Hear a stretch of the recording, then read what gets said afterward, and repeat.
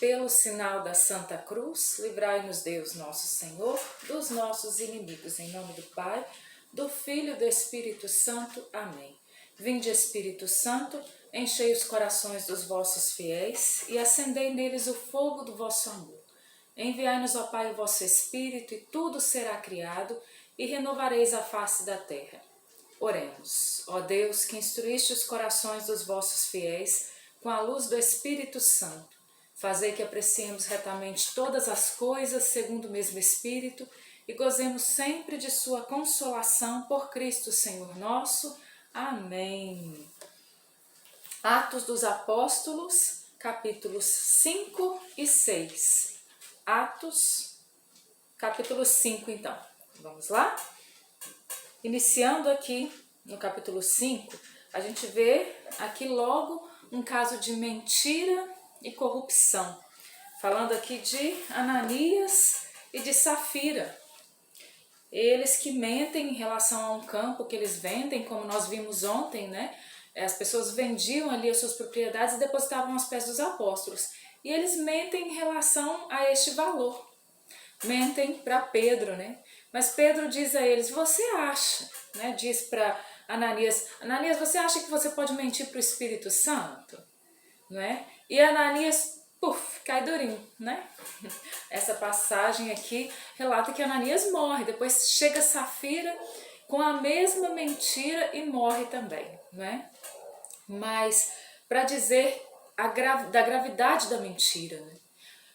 Para dizer o quanto é grave viver na mentira, mentir e quanto mais tentar mentir para o próprio Deus, achar que Deus não está vendo, né?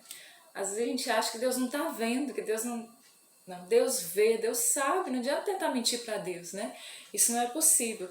E quando nós pensamos aqui no caso de corrupção, no mundo corrupto onde nós vivemos, nós já pedimos ao Espírito Santo que retire do nosso coração toda e qualquer corrupção. Porque às vezes a gente acha que a corrupção também é só dos políticos, né? Mas não é só na política que está a corrupção. A corrupção muitas vezes está em nós. Nós fomos ensinados, criados e deseducados dentro de uma sociedade mentirosa e de uma sociedade corrupta muitas vezes, né? Então, mas vamos pegar aqui a partir do versículo 12 para a gente ler, para que a gente possa então aprofundar na palavra de Deus hoje. Enquanto isso, realizavam-se entre o povo, pelas mãos dos apóstolos, muitos milagres e prodígios. Reuniam-se todos unânimes no pórtico de Salomão. Dos outros, ninguém ousava juntar-se a eles, mas o povo lhes tributava grandes louvores. Cada vez mais aumentava a multidão dos homens e mulheres que acreditavam no Senhor, de maneira que traziam os doentes para as ruas e punham-nos em leitos e macas, a fim de que, quando Pedro passasse, ao menos a sua sombra cobrisse alguns deles. Também das cidades vizinhas de Jerusalém afluía muita gente, trazendo os enfermos e os atormentados por espíritos imundos, e todos eles eram curados. Então aqui a gente vai vendo que verdadeiramente aquilo que Jesus havia prometido, que quando Jesus disse, ide pelo mundo, pregai o evangelho, ele disse que os milagres acompanhariam aqueles que crescem, e verdadeiramente é isso que a gente vê acontecer. Os milagres, os prodígios, os sinais vão acontecendo ali, acompanhando os apóstolos, acompanhando a pregação, então, ali na igreja nascente. Nós vemos que Pedro, a sombra de Pedro curava, gente. A sombra de Pedro curava. E de toda a circunvizinhança ali, todos aqueles que estavam atormentados também por espíritos imundos eram libertos, né? Então aconteciam curas físicas, aconteciam curas emocionais, aconteciam curas espirituais, né? Uma grande graça acontecia ali, acompanhava a igreja nascente, assim como acompanhou Jesus. Se nós somos a igreja de Cristo, não deveria mesmo ser diferente, né? Levantaram-se então o sumo sacerdote e seus partidários, cheios de inveja, e deitaram as mãos nos apóstolos e meteram-nos na cadeia pública. Mas um anjo do Senhor abriu de noite as portas do cárcere, conduzindo-os para fora. Disse-lhes: Ide, apresentai-vos no templo e pregai ao povo as palavras dessa vida. Obedecendo a essa ordem, eles entraram no templo ao amanhecer e puseram-se a ensinar. Que passagem maravilhosa, né? Eles estão presos por causa da pregação da palavra e um anjo vai lá, os liberta e fala: olha, vão para o templo pregar, vai anunciar lá no templo. De manhãzinha é isso que eles fazem, eles vão e anunciam sem medo. Enquanto isso, o sumo sacerdote e seus partidários reuniram-se e convocaram um grande conselho e todos os anciãos de Israel e mandaram trazer os apóstolos do cárcere. Dirigiram-se para lá os guardas, mas ao abrirem o cárcere não os encontraram e voltaram a informar: achamos o cárcere fechado, com toda a segurança, e os guardas de pé diante das portas, e no entanto, abrindo-as, não achamos ninguém lá dentro. A essa notícia, o sumo sacerdote e os chefes do templo ficaram perplexos e indagaram entre si o que significava isso. Mas nesse momento alguém transmitiu-lhes essa notícia: aqueles homens que metestes no cárcere estão no templo ensinando o povo. Que se passou na cabeça, hein, gente? Do sumo sacerdote, do conselho, que se passou na cabeça daquele povo, hein? Meu Deus do céu. Também era um povo muito sem inteligência, né? Como a própria palavra de Deus diz. Que estava ali na cara deles. Estava acontecendo uma intervenção poderosa de Deus em favor daqueles homens. Não era possível negar isso. Aqueles homens estavam presos, eles são libertos ali por um anjo, e eles constatam isso a partir do momento que chegam lá, não tem ninguém dentro do cárcere. Porta fechada, guarda na porta, mas os presos não estão lá, né? E de repente, onde estão os presos? Pregando no templo. Foi então o comandante do templo com seus guardas e trouxe-os, sem violência, porque temiam ser apedrejados pelo povo. Trouxeram-nos e introduziram no grande conselho, onde o sumo sacerdote os interrogou, dizendo: expressamente vos ordenamos que não ensinasseis nesse nome. Não obstante, tendes enchido Jerusalém da vossa doutrina. Quereis fazer recair sobre nós o sangue deste homem? Pedro e os apóstolos replicaram: importa obedecer antes a Deus do que aos homens. O Deus dos nossos pais ressuscitou Jesus que vós matastes, suspendendo-o no madeiro. Deus elevou-o pela mão direita como príncipe e salvador, a fim de dar a Israel o arrependimento e a remissão dos pecados. Deste fato nós somos testemunhas, nós e o Espírito Santo que Deus deu a todos os que lhe obedecem. Então, a pregação de Pedro, gente, a gente vai vendo que ela é a mesma. De novo Pedro vai pregar. De novo Pedro vai falar que agora não podemos dizer nem que é uma pregação, né? Embora seja, mas assim, Pedro vai responder ali ao sumo sacerdote, às autoridades ali religiosas. E ele responde falando o mesmo que ele utilizou desde a primeira pregação dele, né? Em Pentecostes. Então, aqui está o cerne, volto a dizer, aqui está o cerne da pregação da igreja, aqui está o cerne daquilo que nós devemos pregar. Jesus morto, ressuscitado, glorificado, sentado à direita do Pai, e é aquele que envia o Espírito Santo sobre nós e que deseja o nosso arrependimento, a nossa conversão. Ao ouvir essas palavras, enfureceram-se e resolveram matá-los. Então muitos ouvem a pregação. Presta atenção nisso, essa mesma pregação já tinha gerado 5.000 convertidos. Só que a gente já viu narrado aqui, né? Contando a primeira e a segunda pregação, 5.000 homens convertidos com a mesma pregação.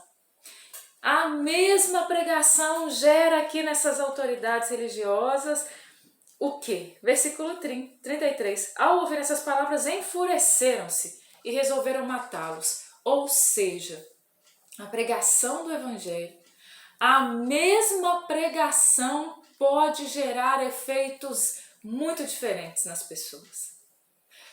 A mesma pregação do Evangelho pode gerar conversão profunda e mudança de vida, ou pode gerar raiva, pode gerar perseguição, pode gerar tantas coisas, né? E eu e você, nós somos convidados pelo Espírito Santo a saber o que nós vamos fazer com a pregação do Evangelho na nossa vida. Qual é a resposta que nós daremos ao Evangelho? Qual é a resposta de vida que nós daremos? Cabe unicamente a nós. Cabe unicamente a nós. Agora, quanto à pregação do Evangelho, quando nós nos colocamos a pregar o Evangelho, nós também precisamos saber disso. Muitos vão ouvir e se converter e é para isso que a gente prega. Mas nem todo mundo vai aceitar.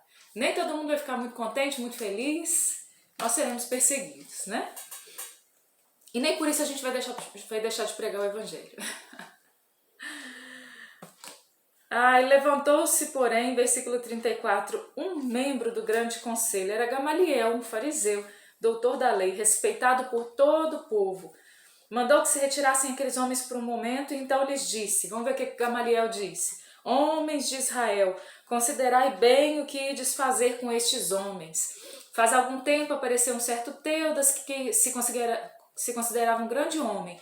A ele se associaram cerca de 400 homens. Foi morto e todos seus partidários foram dispersados e reduzidos a nada.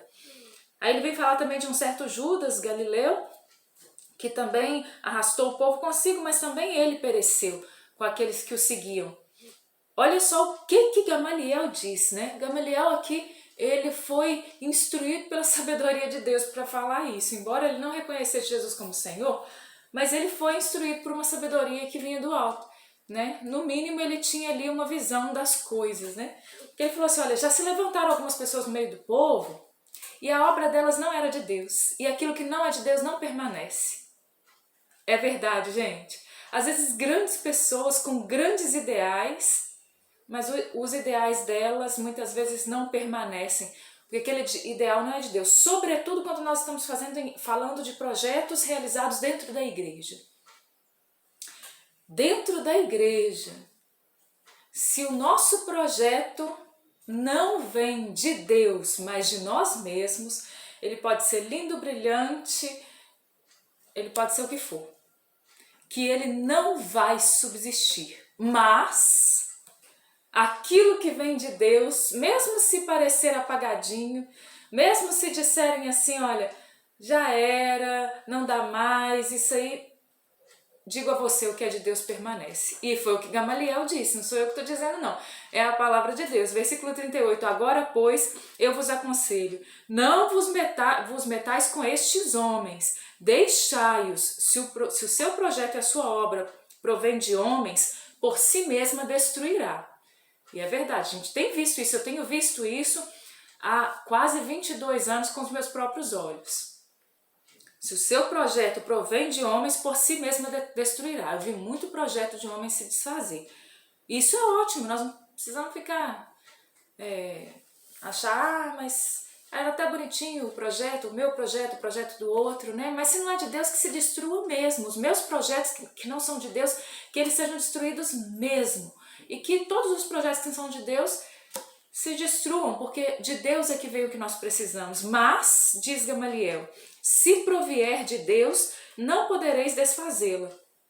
Vós vos arriscaríeis a entrar em luta contra o próprio Deus. Presta atenção nesse versículo 39, mas se provier de Deus, não podereis desfazê-la, pois vos arriscaríeis a entrar em luta contra o próprio Deus. Digo a você, meu irmão, minha irmã, eu vi isso, por exemplo, no meu grupo de oração, né? O Recri, que foi muitas vezes, né, ao longo da história desse grupo de mais de 30 anos, foi perseguido, caluniado, várias coisas aconteceram, né? E isso é normal de acontecer, a gente não deve apavorar com isso não. Mas eu já ouvi muitas pessoas dizendo, né, diante de problemas enormes que nós tivemos, situações de aridez profunda que nós vivemos, e que as pessoas disseram assim, várias vezes, o Recri ainda existe? Vocês não fecharam o Recri ainda não? Eu já ouvi pessoas dizendo assim, olha, o Recri já cumpriu a sua missão, né? A frasezinha parece até carismática, até bonita, mas agora não mais, né? Não é mais isso que Deus quer.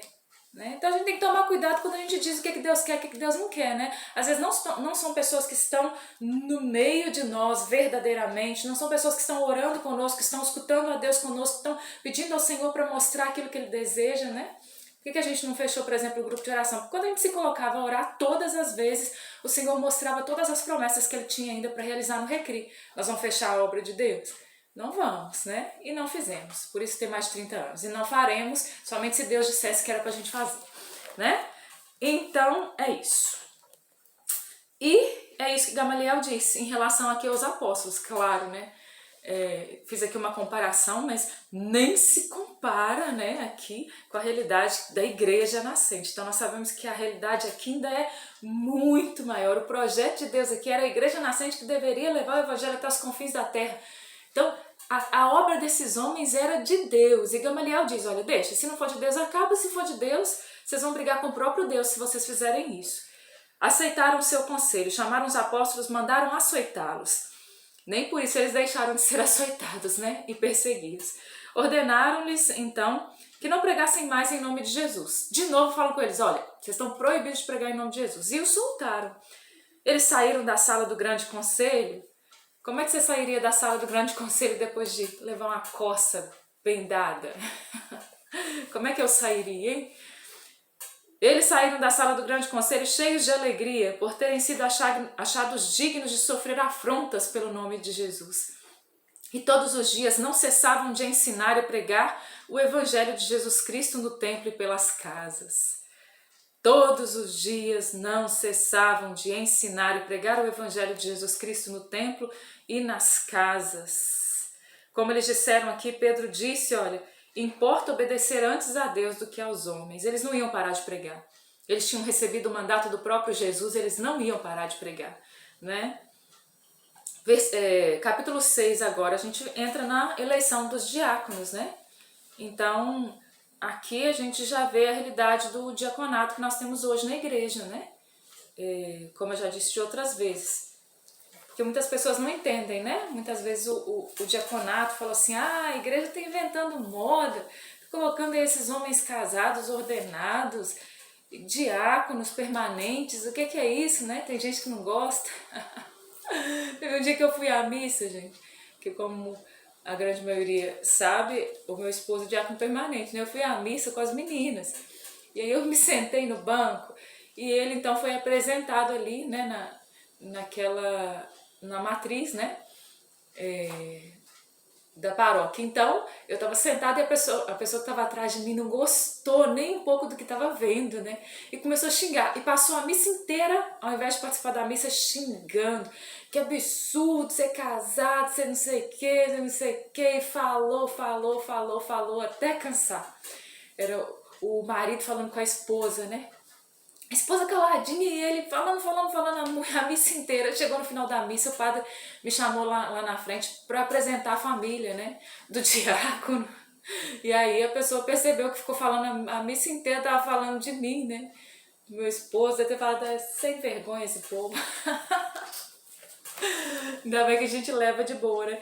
Mas para dizer o quê? Que tá aqui, gente, já na Bíblia, aqui começou o diaconato, né? Aí no versículo 3 diz assim, portanto, irmãos, escolhei dentre vós 7 homens de boa reputação, cheios do Espírito Santo e de sabedoria, aos quais encarregaremos deste ofício. Nós atenderemos sem cessar a oração, o ministério da palavra. Esse parecer agradou a toda a reunião. Escolheram Estevão, homem cheio de fé e do Espírito Santo, Filipe, Prócoro, Nicanor, Timão, Pármenas e Nicolau, prosélito de Antioquia. Então, esses homens que eram de origem grega, né, eles foram escolhidos para serem então esses 7 primeiros diáconos, né?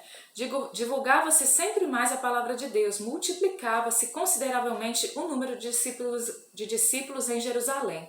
Também grande número de sacerdotes aderia à fé. Estevão, cheio de graça e fortaleza, fazia grandes milagres e prodígios entre o povo. Mas alguns da sinagoga, chamados dos libertos, dos sirenenses, dos alexandrinos, dos que eram da Cilícia e da Ásia, levantaram-se para disputar com ele. Não podiam, porém, resistir à sabedoria e ao espírito que o inspirava. Então subornaram alguns indivíduos para que dissessem que tinham ouvido proferir palavras de blasfêmia contra Moisés e contra Deus. Então nós vemos aqui que então Estevão, um desses 7 diáconos, ele começa a ser perseguido. Por quê? Porque ele era um homem cheio do Espírito Santo e alguns ali começaram a se chocar com ele. E dentro dessa realidade, então, ele começa a sofrer uma séria perseguição, que nós veremos no capítulo 7, que resultou então na morte de Estevão, o primeiro mártir da igreja. Versículo 15, fixando nele os olhos, todos os membros do grande conselho viram seu rosto semelhante ao de um anjo. Então termina assim o capítulo 6 de Atos dos Apóstolos. Depois que começam ali a julgar Estevão, começam ali a dizer aquilo que na verdade era uma calúnia, né? Começaram a falar que ele blasfemava, etc. Mas de repente o grande conselho, na hora que fixa o olho nele, vê que o seu rosto está semelhante ao rosto de um anjo. Ele estava com o rosto transfigurado diante da presença deles, né? Não tenhamos medo, meus irmãos. É fácil? Não é. É simples? Não é. Às vezes a gente tem toda a certeza do que está acontecendo, toda a clareza, e por causa da clareza que a gente tem e das consolações espirituais e daquilo que Deus nos mostrou com tanta clareza, a gente vai e faz a vontade de Deus? Não. Muitas vezes a gente não tem clareza, muitas vezes Deus não nos falou tão claramente ou nós não ouvimos tão claramente aquilo que Deus desejava de nós. Muitas vezes nós sofremos perseguições e muito vento contrário vem. Mas lá no fundo do nosso coração existe uma chama acesa que nos diz, vai.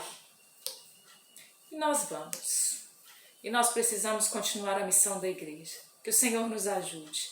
E que a Virgem Maria, ela interceda por nós. Ave Maria, cheia de graça, o Senhor é convosco. Bendita sois vós entre as mulheres, bendito é o fruto do vosso ventre, Jesus. Santa Maria, Mãe de Deus, rogai por nós, pecadores, agora e na hora da nossa morte. Amém. Glórias ao Pai, ao Filho e ao Espírito Santo, como era no princípio, agora e sempre. Amém. Louvado seja o nosso Senhor Jesus Cristo, para sempre seja louvado. Em nome do Pai, do Filho e do Espírito Santo. Amém.